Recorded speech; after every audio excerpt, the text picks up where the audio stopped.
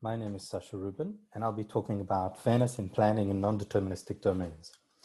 This is joint work with Benjamin Aminof and Giuseppe de Giacomo. Non-determinism in planning captures uncertainty that an agent has at planning time about the effects of its actions. So for example, the action pick up block A may or may not succeed at a given point in time, resulting in different effects. Fairness conditions restrict the possible non-determinism. This allows an agent to exploit these conditions in order to achieve its goal. A typical fairness assumption might guarantee, for instance, that repeatedly trying to pick up a block eventually succeeds. Now, broadly speaking, there are two types of fairness: stochastic fairness and language-theoretic fairness. Stochastic fairness occurs when you have a stochastic system like an MDP, but you don't know the probabilities. In that case, the following problem is of interest. Find a policy that ensures the goal is achieved with probability 1. Informally, this means that the agent can assume that it has a finite amount of bad luck. In language-theoretic fairness, the agent only needs to achieve its goal on traces that are declared to be fair. A typical instantiation of this, we might call state action fairness, is the following property of traces. Repeating an action in a state infinitely often results in all possible effects. The purpose of our paper was to study the relationship between these two types of fairness, and it turns out that for reachability goals, the two notions coincide. However, for temporally extended goals, such as those expressed in linear temporal logic or its finite trace variant, the two notions differ. I remind you that temporally extended goals capture goals properties of the whole trace rather than just at some point in time. As we discuss in the paper, a number of works in the literature have actually neglected this difference, which has resulted in incorrect algorithms being published. What I'd like to do now is show you a simple example which highlights the difference between stochastic fairness and state action fairness in non-deterministic planning. So consider the following domain. There are 3 states, left, middle, and right, and only one action, which means that there's actually only one policy: always do action A. And notice that the only non-determinism for the environment is in the middle state when it can go left or right.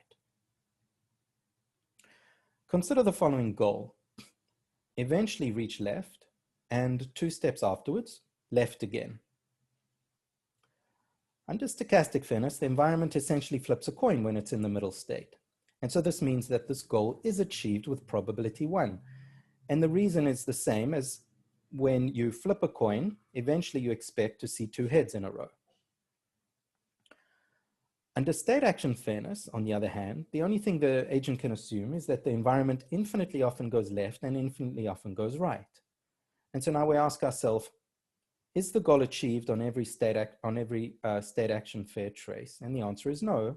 Consider the trace which strictly alternates between going left and going right.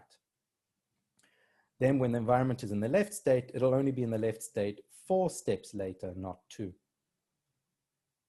So again, what this shows is that planning under the two notions of fairness is different in the presence of temporally extended goals.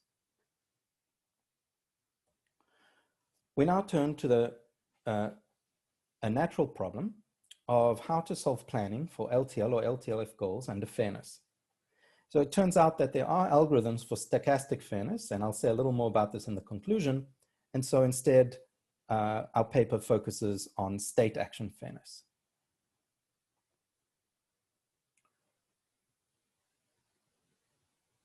So we take an automata-theoretic approach. So such approaches have provided elegant as well as optimal algorithms for synthesis and verification in the formal methods community, as well as for planning problems. And the idea is as follows. You start with a planning problem with domain D and goal psi, and you reduce this to a planning problem on a new product domain. This product domain simulates the original domain D, as well as a deterministic automaton or state machine for the goal formula. And the new goal is induced by the acceptance condition of the automaton and is typically simpler than the old goal. So how does one make this idea work for planning problems and fair planning problems in particular? Well, in fact, for ordinary strong fond planning, this works basically straight out the box. For stochastic fairness, it also works. And the reason for this is that stochastic fairness is preserved under products.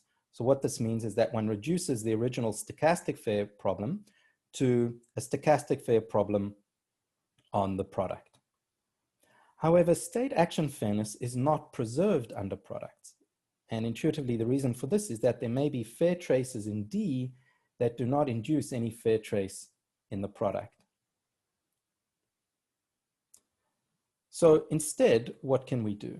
Well, what we do is we reduce the original planning problem, state action fair planning problem, to an ordinary non-fair problem on the original domain D, but a new goal.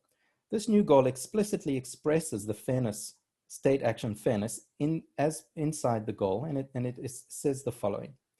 If a trace is fair, then the original goal holds. Now, it's not hard to see that this approach works, but some care needs to be taken to get an optimal algorithm. And we do this in our paper using so-called Rubin conditions, and I point you to the paper for details.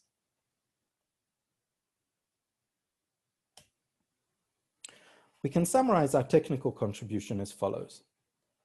The complexity of solving planning with LTL or LTLF goals, assuming state action fairness, is 2x time complete.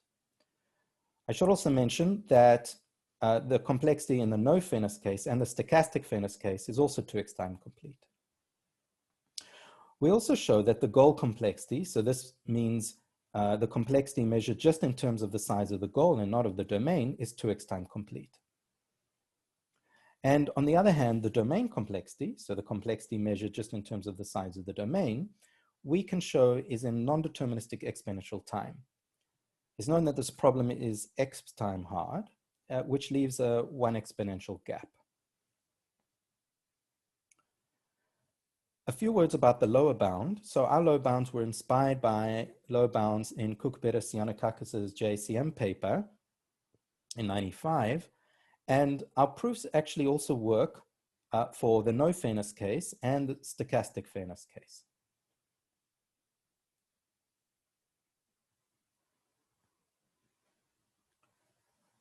The main takeaway of our work is that stochastic fairness and state action fairness differ. I'd like to end by saying a few words comparing these two notions.